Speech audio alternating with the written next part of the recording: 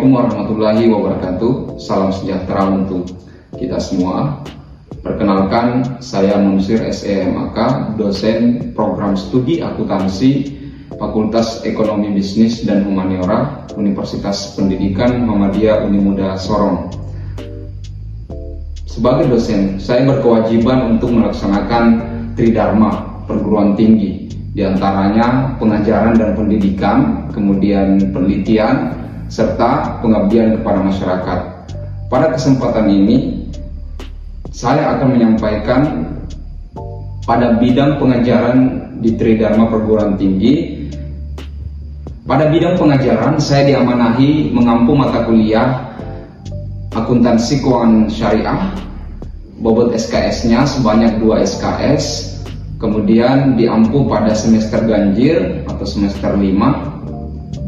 Adapun mata kuliah yang akan saya paparkan pada video kesempatan kali ini, yakni akuntansi keuangan syariah sebanyak 2 SKS, yang pada mata kuliah ini membahas tentang bagaimana konsep dan ruang lingkup akuntansi syariah itu sendiri, kemudian standar dan pelaporan akuntansi keuangan syariah, kemudian prinsip-prinsip akuntansi keuangan syariah. Akuntansi keuangan syariah merupakan mata kuliah yang bertujuan untuk memberikan pemahaman kepada mahasiswa mengenai bentuk-bentuk perjanjian dan transaksi berdasarkan prinsip-prinsip Islam, dan juga bagaimana dalam perlakuan akuntansi tersebut itu mengandung pada prinsip syariah atau prinsip Islam.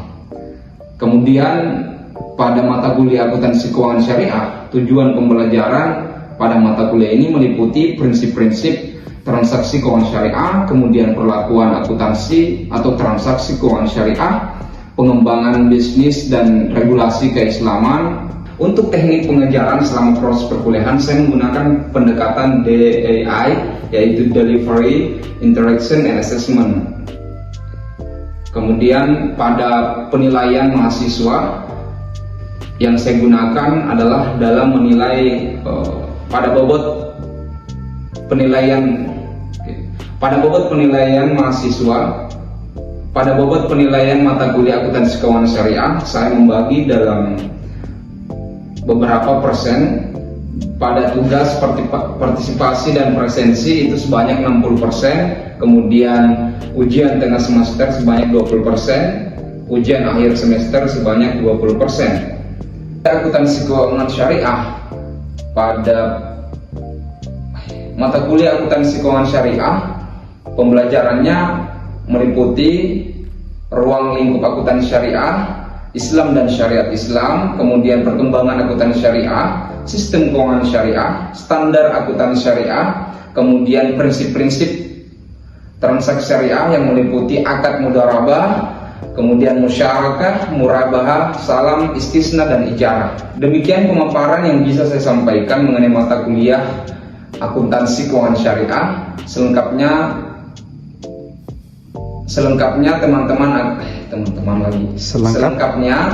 dapat disaksikan.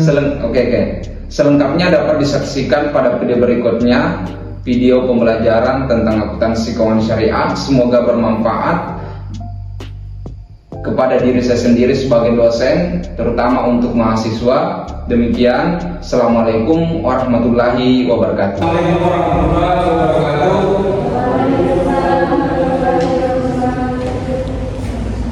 Jadi salam sejahtera untuk kita semua, teman-teman semua. Jadi pertemuan pada kesempatan kali ini kita akan membahas tentang akuntansi keuangan syariah.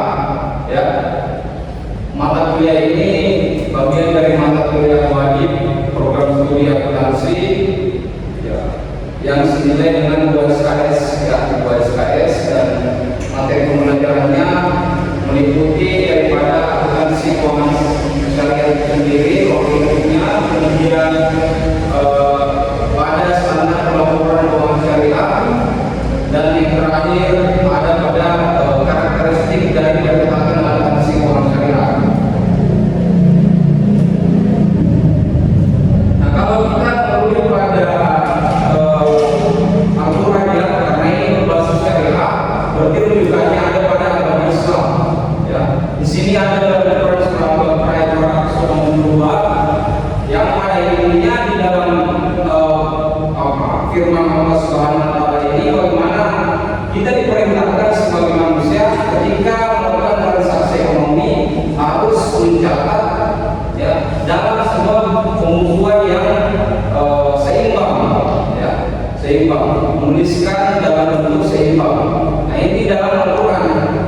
Kemudian di dalam hadis juga ada perintah Rasulullah bagaimana dalam menangkap sesuatu itu harus seimbang, ya, antara apa yang ditulis, apa yang dicatat dengan apa yang dikeluarkan itu harus sesuai, ya, begitu. Nah, ini landasan di dalam mata kuliah tentang psikologi syariah dengan akuntansi yang lainnya. Ini yang membedakan daripada akuntansi keuangan syariah itu sendiri. Nah, kalau kita merujuk secara etimologis, di sini teman-teman bisa melihat, ya, definisi dari akuntansi syariah itu sendiri adalah suatu kegiatan identifikasi, klarifikasi dan pelaporan, ya.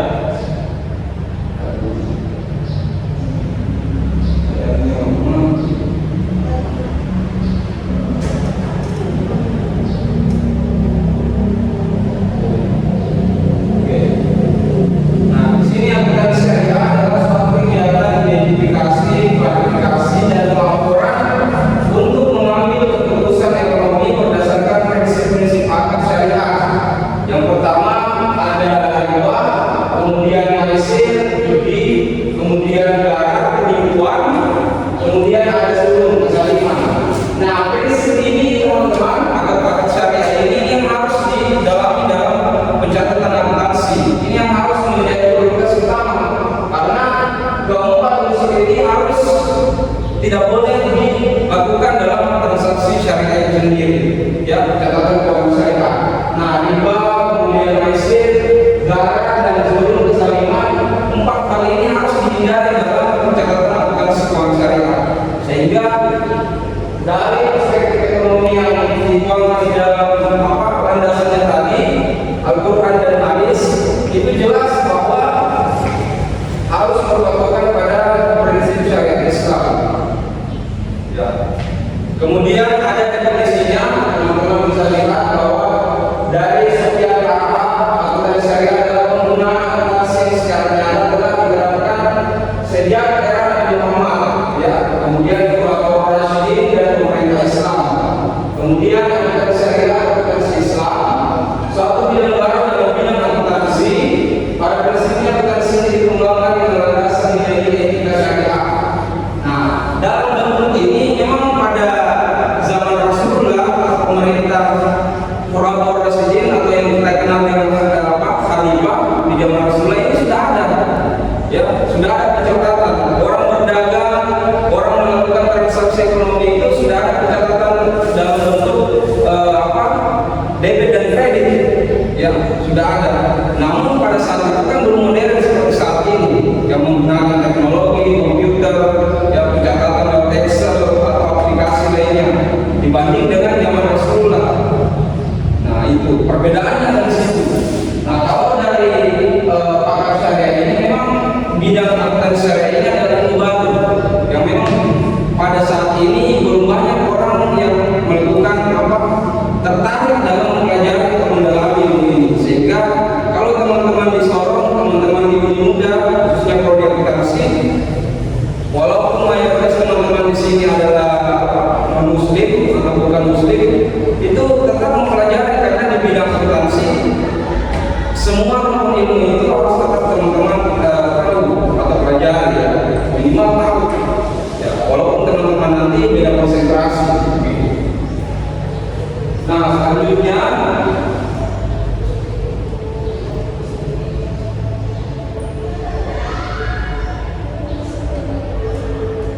ini juga ada menurut beberapa pakar atau pendapat, ya, sama tadi, bahwa akuntansi yang teratur berkaitan dengan pencatatan transaksi ini sifatnya representatif serta berkaitan dengan pengukuran, ya, pengambilan keputusan yang tepat. Kemudian ada menurut Atman, Islamic accounting adalah akuntansi yang ditujukan untuk membantu mencapai keadilan secara ekonomi, al-falah. Jadi pada prinsipnya memang semua berdasar pada prinsip Islam, ya. Nah, teman-teman semua, ada 4 hal yang menjadi prioritas utama. Skip dulu slide berikutnya.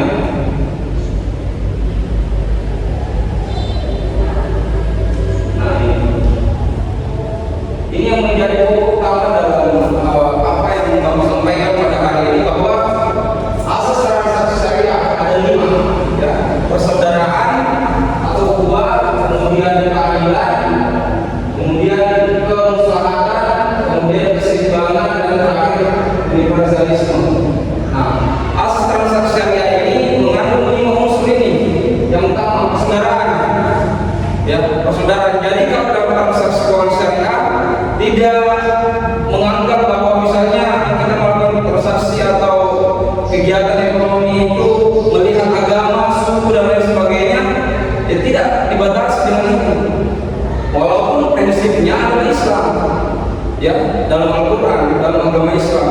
Tapi asasnya dalam melakukan transaksi itu tidak membedakan suku, agama, ras dan lain sebagainya. Gitu. Makanya unsur yang paling utama yang dikembangkan dan harus dipenuhi adalah persaudaraan yang mengedepankan ukhuwah, bukan pada prinsip perbedaan suku, perbedaan warna kulit. Gitu. Paham ya prinsip? Nah, misalnya teman-teman lihat kalau di perbankan misalnya ya, perbankan ya di BSI misalnya ya, Bank Syariah Indonesia ya, itu kan tidak semua yang menabung di situ adalah orang Muslim ya, ada nasabahnya yang dari orang non Muslim ya, ada.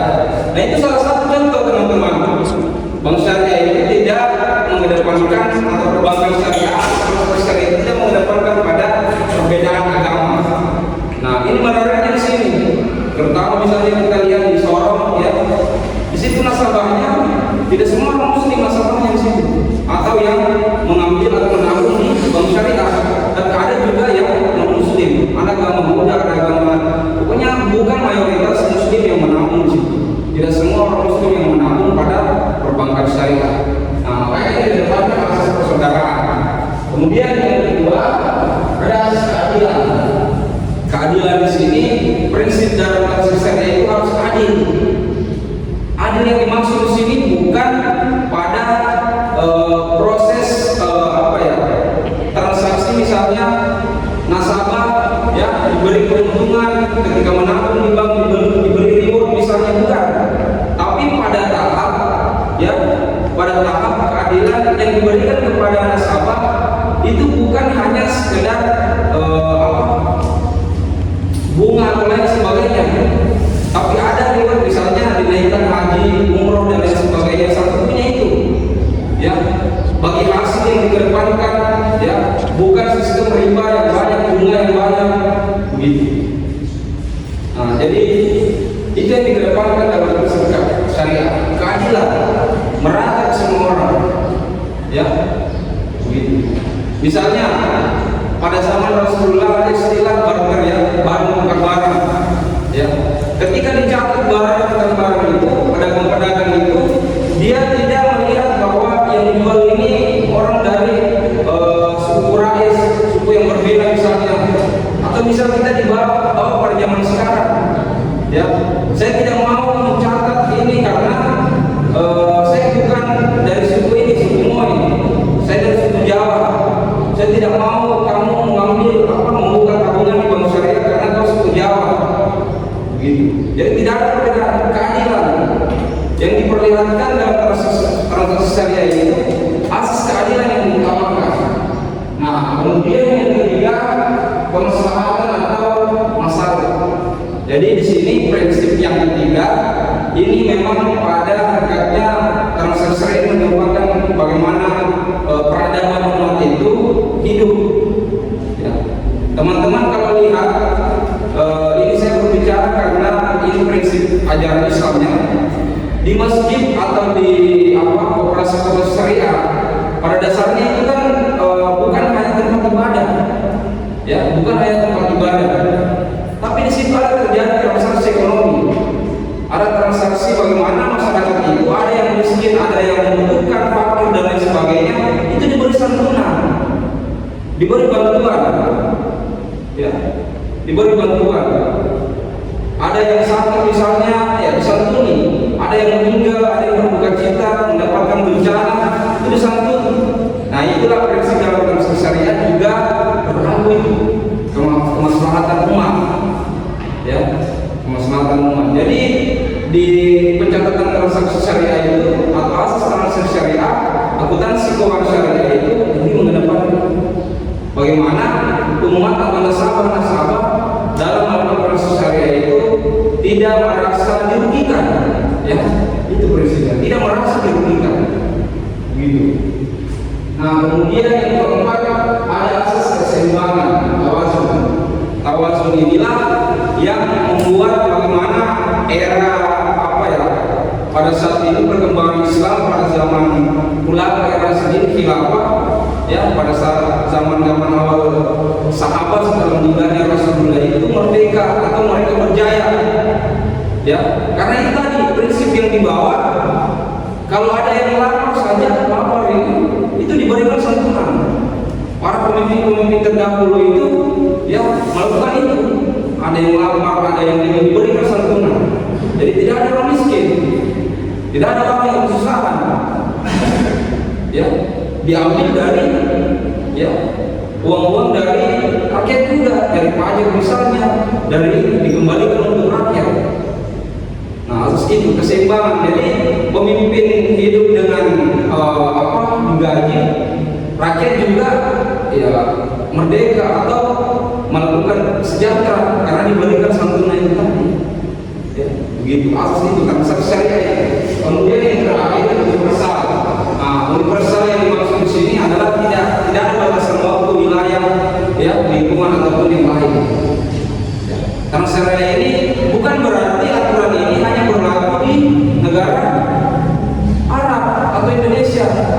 Iya, tapi semua berlaku universal. Di Eropa pun berlaku juga syariah. Tidak hanya di negara Arab saja, tidak hanya di negara Indonesia saja yang mayoritas Muslim.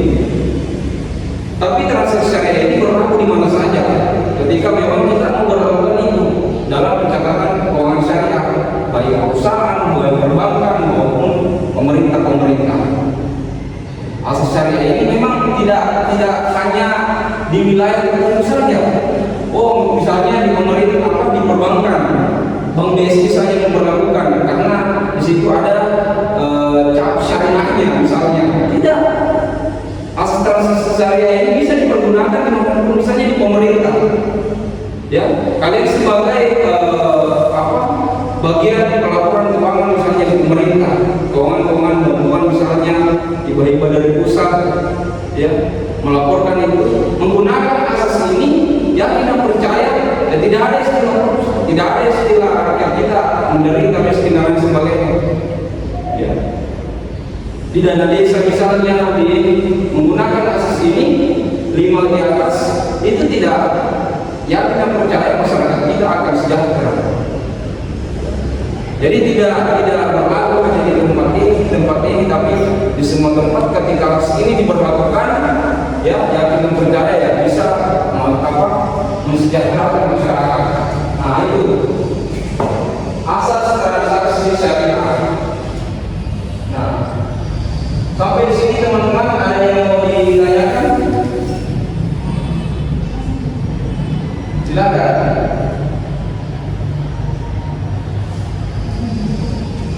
Ya, silakan bertanya. Dari asas tadi kemudian ruang lingkup akuntansi syariah, saya kasih waktu 2 orang untuk bertanya. Sering mungkin ada bertanya saja. Apa perbedaannya ini mungkin akuntansi syariah dengan akuntansi konvensional? Apa ada? Ya, iya.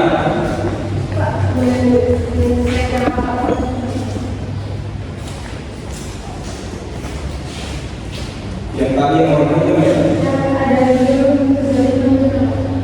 Oh.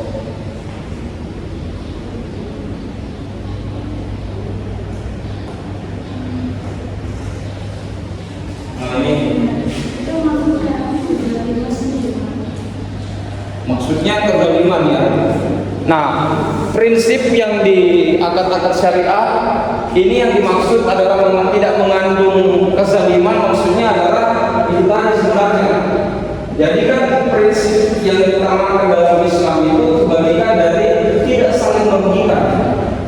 Ya, banyak transaksi-transaksi yang terjadi di masyarakat kita, baik itu lembaga keuangan, perbankan, apalagi yang sifatnya peminjaman begitu, terutama kan yang sekarang banyak peminjaman online ya. Yang kita tidak tahu, akadnya ternyata tidak ada perjanjian di depan, ya itu tidak ada. Tiba-tiba kita pinjam uang misalnya 10.000 atau 10 miliar, kita harus kembalikan 15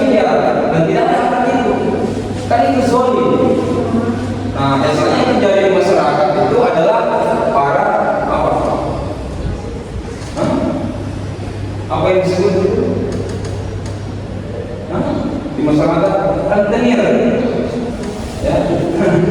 Atau bahasanya di sini, kalau rentenir kan, ya, karena tidak ada akar kalau rentenir. Kalau di bank mungkin atau di lembaga keuangan kan ada, ya sekian kali pinjam harus bayar sekian begini, ya. Walaupun kita masuk kategori riba ya, kita riba, tapi sifatnya riba ringan, ya, riba ringan. Tapi kalau yang di masyarakat yang kerjanya gimana itu? Kita dikasih pinjam uang 10 juta, bayarnya kita nggak tahu, mereka seenaknya kadang kita bayar 15 juta, 15 juta, 25 juta, seenaknya mereka karena tidak ada akar. Makanya di sini yang dimaksud adalah prinsip akar yang dikedepankan adalah tidak mengambil kezaliman, harus tidak merugikan masyarakat, tidak merugikan orang-orang yang misalnya melakukan aktivitas ekonomi atau transaksi ekonomi itu.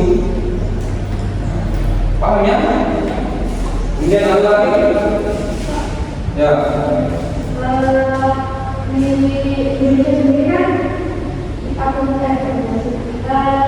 terus yang versi saya kalau misalnya bank-bank syariah yang masuk ke itu yang bank ke syariah itu loh Pak, Ya. itu ada nggak sih Muhammad-Muhammadnya diterapkan di Indonesia? Oh ya. Kan kebanyakan kalau bank itu kan yang daerah ini Ya. kalau BCA dan apa? Nah, jadi sebenarnya bukan penghambat, tapi aturan yang kita harus kembali ke aturan sebelum negara kita merdeka, ya.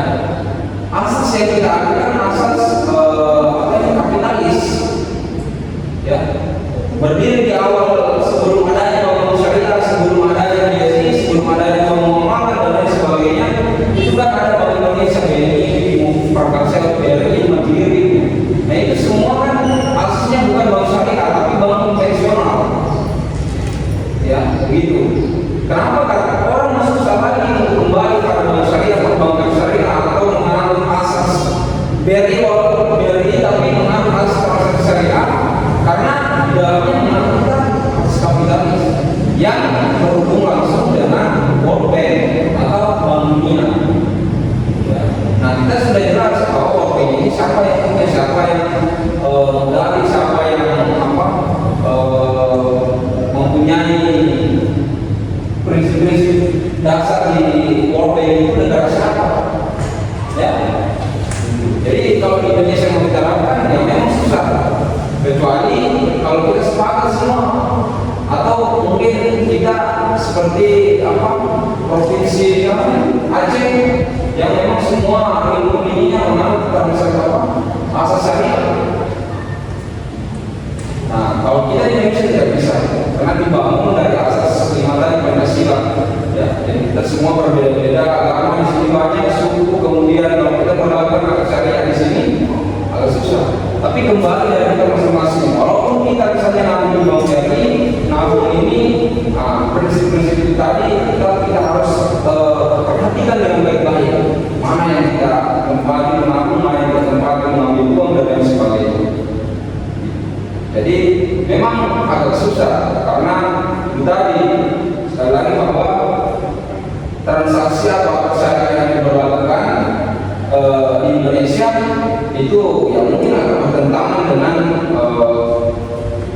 awalnya negara kita awalnya berdiri menganut asas kapitalis atau asas Pancasialis, ya, Pancasila.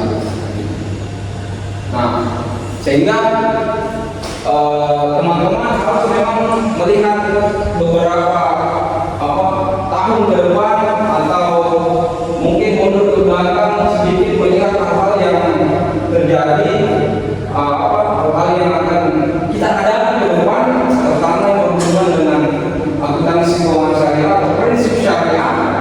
Ya, ini menjadi pandangan juga teman-teman nanti yang mengambil riset tentang akuntansi keuangan syariah bisa melihat pada aspek-aspek yang tadi kualitatif. Oh, bagaimana ketika masyarakat menabung di bank syariah, tapi dia beragama Muslim.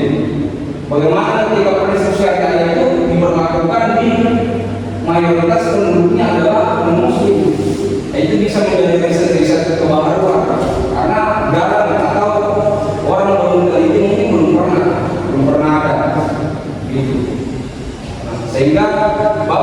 kesimpulan hari ini, transaksi keuangan syariah, kemudian pemilu keuangan syariah, kemudian konsep syariah itu boleh jadi kita bisa berlakukan di negara kita. Boleh jadi kita bisa menerapkan di dalam kehidupan kita sehari-hari dengan menggunakan prinsip yang tadi, keadilan, universal, kemudian kemaslahatan, ya, itu bisa kita gunakan dalam hidup kita sehari-hari.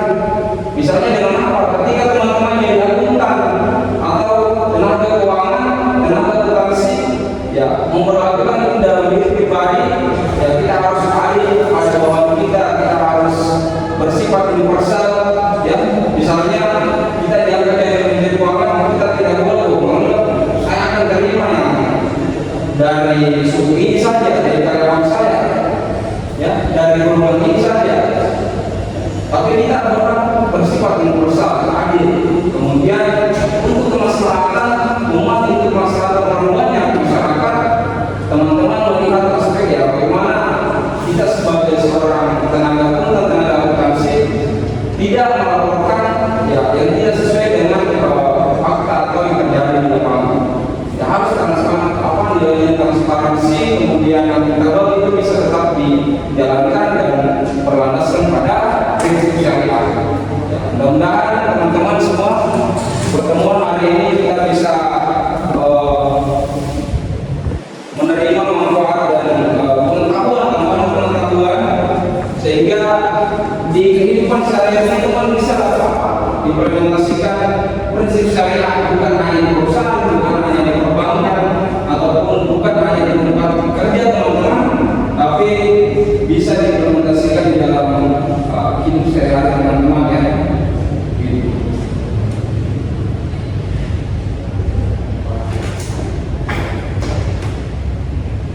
Sebelum Bapak tutup, ya, Bapak absen dulu yang hadir, ya. Angkat tangan saja ya yang ini. Lagi Madina, ya, kemudian Mirasti, ya, kemudian Trividia, ya, mungkin demikian pertemuan kita pada